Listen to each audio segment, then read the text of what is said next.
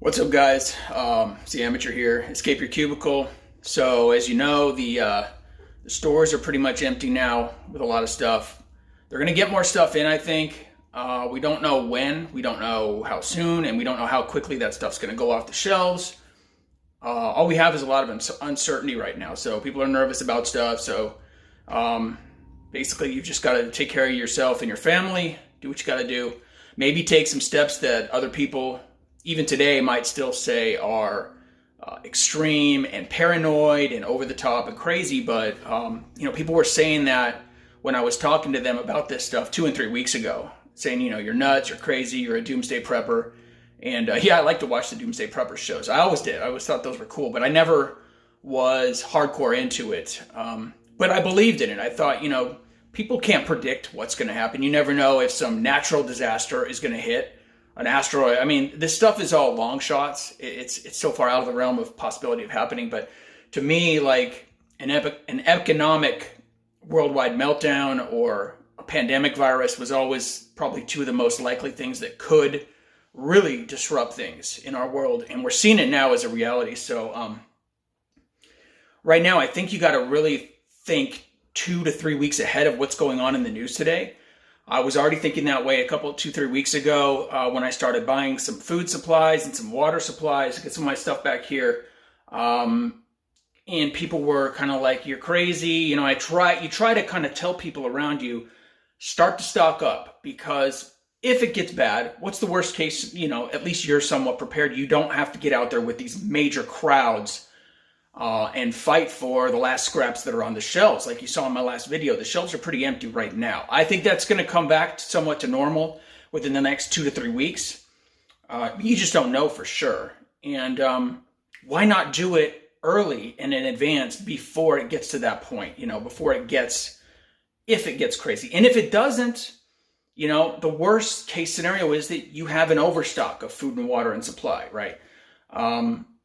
And people might think you're a little bit nuts, but here's the thing. My next thing is trying to look ahead. And again, people are probably going to say, that's not going to happen. And I don't think it's going to happen either. But what else can we do right now? We don't know what's coming in the next 2, 3, 4 weeks, or even 2, 3, 4 months. What can we start doing right now? Especially since most of us are trying to stay indoors and not be out there in society. Do your part. Don't be out there mingling with people. You probably don't have the virus, right? But nobody that feels fine is going to think to themselves, maybe I have the virus, because you feel fine. But this thing's different. You can feel perfectly fine. You can be out there mingling and you can be spreading it. So stay home if you have any means to. You got to do what you got to do. People got to make money still to pay their bills. Everybody's going to struggle with that, including me. But one of the things I was just thinking of today, to be additionally prepared.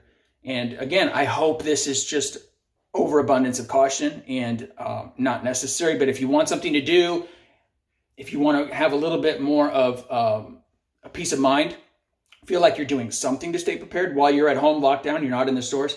If you have empty water bottles or any containers like that you were recycling, like this is my recycling bag here. If you have, I crushed a lot of them, unfortunately, because they take up less space. But if you have any, even these small ones, this is just the 16-ounce ones. And I just literally thought of this. So I have been in my garage. I have some of the bigger size Crystal Geyser waters that I have. These ones here, because I buy these for coffee and stuff. And I also buy the individual waters. But this right here, this is a refill. Okay, so what I'm talking about is take any empties that you might have around your house and refill them with tap water. What I'm going to do is take a Sharpie. I'm going to mark on here today's date so I know how old the tap water is. But, and here's what I've started doing right now, just this morning. And I said, let me make a video about this. I literally just started doing this a few minutes ago. These were all empties that I was just planning to put out with the recycling. Don't throw these out. Anything that can hold water, why not refill with tap water? And right here, I'm just starting a buildup of tap water resupplies, here that I have in the house. I have some down in the garage as well. But it makes me feel a little better that I have something in terms of reserve because, yeah, I have these store-bought ones, But when these are gone, if I can't get more at the store, and right now I can't, then they're gone. Then I'm out of water. And then what happens if, in the unlikely event, I turn this on, right? I turn this on and nothing comes out. There's no tap water. I'm in the middle of the desert in Vegas. We already have water concerns and water shortage issues. So the tap runs right now. I can turn it on. I get water. Why not keep myself busy? I'm going to fill up all my empties. And as I drink my waters here, I'm going to stop recycling. I'm going to start throwing them out. I need to start refilling all of them. I'm going to mark them as tap so I know they're tap. They're just basically emergency reserve. I mean, if your water does shut off for something completely unrelated to like a crisis, you can also put those into the top water reservoir in your toilet, because otherwise, if you don't have any water to fill that up, you'll only be able to flush once and then no more flushing the toilet, which is no fun, right? So you could put that water in there if you want to use it for that.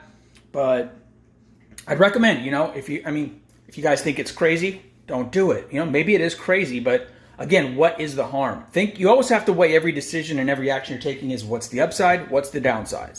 The likelihood of me needing to use these for anything is extremely low. And I hope that's the case, and I hope it remains the case. But if I throw these away and I put them out with the recycling now, or if I wait a year and the virus thing is resolved and we're all fine, I can empty these and recycle them at that point, right? But right now, in these uncertain times, this is a source of peace of mind for me, that I'm going to have plenty of water, even if it is tap water. Tap water is better than no water, right? That's a very scary thing. When you can't access clean water, that's when people might get really, really desperate. And being in the desert, I should have this. I'm going to fill my garage with this. I'm going to fill some empty spaces. I'm going to go through, do some spring cleaning. You might as well do some other things while you can. Keep yourself busy. Clean out all my closets. Put a bunch of junk on eBay that I don't need, that doesn't serve any purpose right now. And I don't even know if I'm going to sell this stuff, but I'm just going to throw it on eBay. Use those spaces in my garages and an extra space in the bathrooms for storing anything that's good for emergencies. And right now, water. So what do you guys think? Is this crazy? Is it smart? Are you going to try to do something like this? Take all your empty plastic containers and fill them with tap water. The other thing is, I'm going to put a few of these big ones. I'm going to lower the water level on them down to about here so they don't explode. I'm going to put a few of these in the freezer, whatever I can fit, whatever space I have. Let's take a look at my freezer now. So I could put a couple of them up here. I do have some bags of ice down here, because if your power goes out, all your food in your fridge isn't going to last forever. Now, if you have a bunch of ice and big things of frozen water, you can either put it in a cooler or you can put those in here. The other thing I did was I made some runs to fast food. I've got some frozen bean and cheese burritos here from Del Taco that I bought specifically for just refreezing, because you're going to get a fast food fix. And those places, in reality, might shut down. Hopefully they won't, because they're a good source of emergency food when we need it, right? We can get out there and we can get in the drive-through line. We don't have to interact with anybody. We can order some food. But I bought a few of those to freeze them, because if they go out of business, hey, I still can access my bean and cheese burritos from Del Taco, for whatever amounts that I have. And they're cheap. Go out and buy like a dozen of them. It's $1 each. If your grocery stores are out of food, hit your fast food places. Set them out on the counter for like a half an hour. Let them get to room temperature. Put them in your fridge for like another hour, and then bag them up and freeze them. All this stuff you can reheat. It's going to be perfectly fine. Even cheeseburgers from McDonald's, whatever you like, they reheat fine. And this way you have fast food for months. So do that. Put that in the freezer. But yeah, so I'm gonna keep working on this right now. I'm just refilling all these that I have. I'm going to move these in, all these tap water ones, into a separate area. I'm going to label them with a Sharpie, and feel like I'm being productive. Hopefully this is just, completely an overabundance. But again, weigh your upside for your downside for anything you're doing. The worst case scenario for me doing this is that I have a bunch of tap water in bottles sitting around my place, but I'd rather have that than come over here, go like this, and have dust coming out. Be safe, guys. I'll see you in the next video. Subscribe if you're not a subscriber yet. I'll let you know what's going on out here in Las Vegas. Cases are rising everywhere, and just got to think outside the box.